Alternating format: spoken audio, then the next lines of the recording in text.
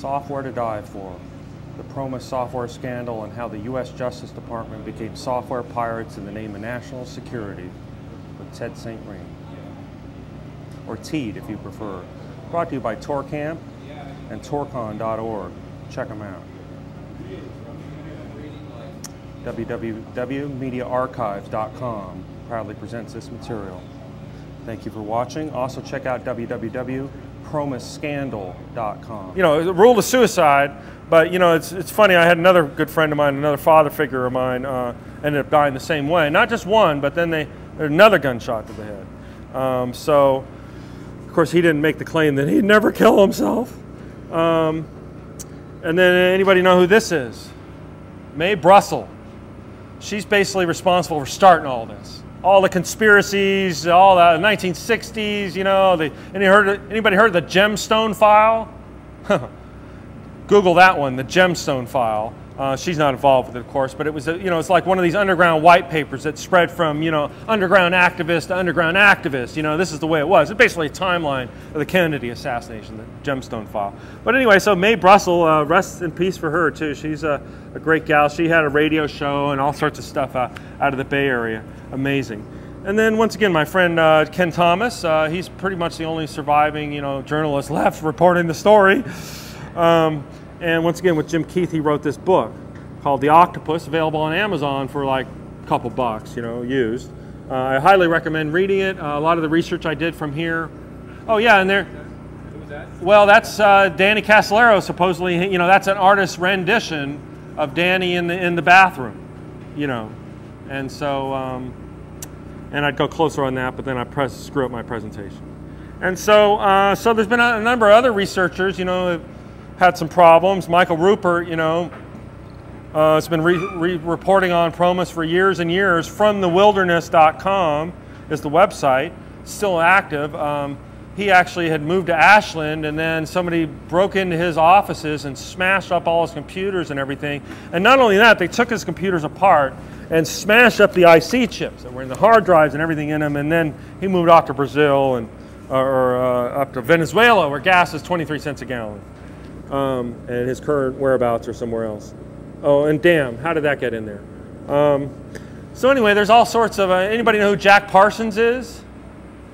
Oh, we got a Jack Parsons fan, yay! But Jack Parsons is basically the guy responsible for the helium nitrogen fueled engine that we use on the space shuttle and we use in all the Atlas rockets. In fact, the Titan missile that came out of here was probably, you know, based on some design that he developed at JPL. In fact, they called JPL, and it wasn't Jet Propulsion Labs, it was Jack Parsons' personal lab, basically, because he's the one that basically developed it.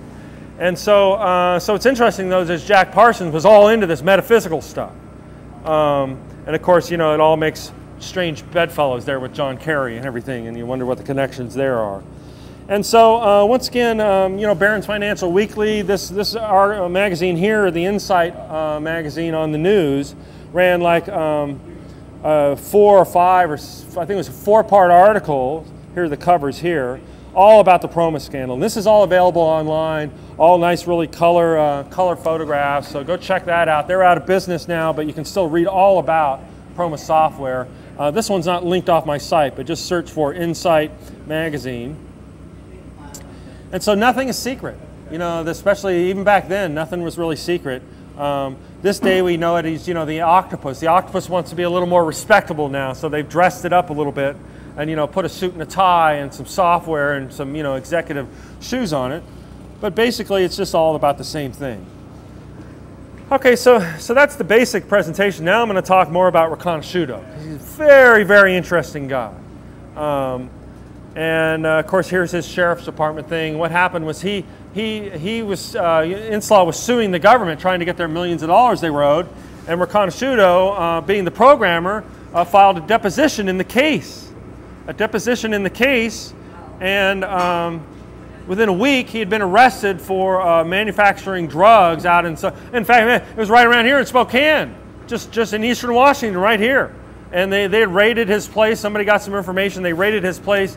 There's still concern whether he's actually manufacturing drugs. He was actually doing mining on the property, and some of these same chemicals could have been used for mining. But you know, knowing the kind of person he is, you know, who knows what the whole story is. But needless to say, within a week of him testifying and giving a deposition in the inslaw and the PROMIS software thing, he basically was facing 30 years in prison. And he's there today. In fact, I think he's back in Pennsylvania. If anyone who wants to write to him, I encourage it. And so, but in his younger years, he was a child prodigy.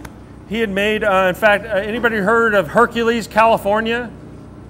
I used to live there for like a couple months, surprisingly, before I knew all about the connections. But there was this thing called the Hercules Armament Corporation, I think it was, and it's basically just east of San Francisco, in a little town called Hercules, right near Martinez, which is the oil manufacturer. And so they made these fuel air explosives that we were talking about.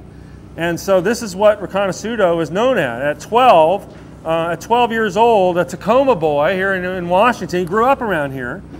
Basically developed a way to use sound to basically weld hot spots in like metals and stuff. And here's an article on the new, basically freezing hot spots in metal and stuff. And he's a child prodigy, developed all this electrostatic cooling, simplifies the welding of wing pins. You know, at 12, 13 years old, this kid's, you know, designing this stuff. And here he is, there he is in the center with his dad, Marshall Riconosciuto. Some of these pictures are kind of hard to find. And so, so he was all in the middle of this because he was the one that supposedly developed and changed the software. Once again, the Last Circle. I think it's a lastcircle.org, it could be. And so he, you know, he basically went to bat for PROMIS and the inslaw because, you know, he had the inside information about all the stuff that was going on. And of course, a lot of this stuff was sealed up. You'll never see it for like 50 years. You think the Kennedy assassination was bad? Like, this is like above that. Sorry to say. And so, you know, within a week, let's see if we got the articles here. This is 4/4/1991. And, oh yeah, this is bad. So within March 31st, 1991, within days of Casellero being murdered, and within a week of Riconosciuto giving his testimony in front of the deposition, he's jailed for 30 years. And there he sits in prison. And people go there to interview him, and he tells a story. You know, there's only so much he can say. Right after he was thrown in prison, he was providing all sorts of information. He was calling people collect and providing all sorts of information. In fact, I've got the whole thing here that we just probably don't have time for because we're going to run out of tape. We've got 90 minutes on the one tape. And so, but what's very interesting is that back, you know, he was the guy that met with Osama bin Laden, or Tim Osman. You know, there's a Michael Osman that presented here. I found that very interesting that, you know, Tim Osman, you know, was Osama's name that the CIA had given him. And so once again, there's all these basically different stories. And here's an example. They were when he met with Osama bin Laden, they were there to discuss how to get Osama some of these man pads, these air surface-to-air missiles that they need to shoot out these Russian fighters, you know, that we were fighting against here on this missile base. But they couldn't do it because they're all the import controls. And so Riconosciuto knew some people where they could get the raw materials. I forget where it was, but because Riconosciuto is involved with this Hercules Armament Corporation, they could get the raw materials shipped in from China somewhere, and they could manufacture them at a place that they called the Pakistan Ordnance Works. And so then they could get all the raw, and so then they could they could make their own Stinger missiles on site. And so it was Riconosciuto who set this all up. I mean, Riconosciuto was doing this as a service to the country, just like the people would go down every day and every week and be in these silos all day long and, you know, ready to press the button. This is what Riconosciuto, he was fighting the enemy, supposedly, this big puppet enemy that they had created, you know, called the Soviet Union, you know. And so Riconosciuto is all over the place. You know, here he is, and he was a narcotic. He was in the narcotics field back when he was working, you know, secret clearances and stuff. He was working in narcotics and stuff. Of course, you know, you got to be working in narcotics to be able to, you know, know enough about narcotics to be able to smuggle drugs for the CIA and the DEA. I will add. And so, and Riconosciuto is very helpful. He solved this after he was in prison. He helped solve the murder. He helped solve murders in Cabazon. These people that had been murdered in Cabazon, he started sending information to the chief of police, the new chief of police there, to help solve some of these murders that occurred, because he had inside information and still does. See, it's amazing he's still alive.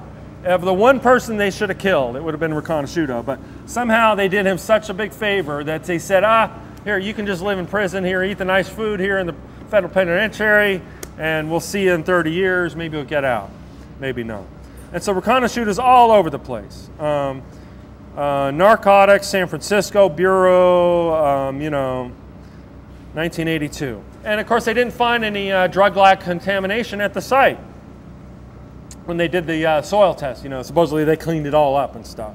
But anyway, so there's controversy on whether, he was actually manufacturing drugs at the site at all, and whether they just wanted to get him out of the picture and shut him up, which effectively they'd done. And so another interesting thing about Riconosciuto, he wrote this 4-page letter. I got it here. You should read it online. Notice the date, February 5th, 2001. And it just goes on. And he sent this letter to his attorney. And it talks all about his involvement with PROMIS and all about his involvement with Obama, Osama bin Laden, and Barack Obama. No, and but I should make the point that all these same institutions and these same people that were involved with all of this stuff were the same people who brought it to the Bush administration, which is basically the same thing as the Obama administration. All these same players and all these key people, especially now they brought all these Clinton people back, from the closet. They brought all these old advisors in, and it's basically all the same people. Then because it wasn't just the Republicans that were after this software, the Democrats had uses for it too. It goes way above all that. Of course, me, I didn't know. But I filmed the Libertarian National Convention like a year ago, and I didn't realize it, but I'll be damned if I am not a libertarian. I don't know how that happened, but. So anyway, so he sends this big letter, and in it, he predicts 9/11. He says there's going to be a big terrorist event happening in the United States.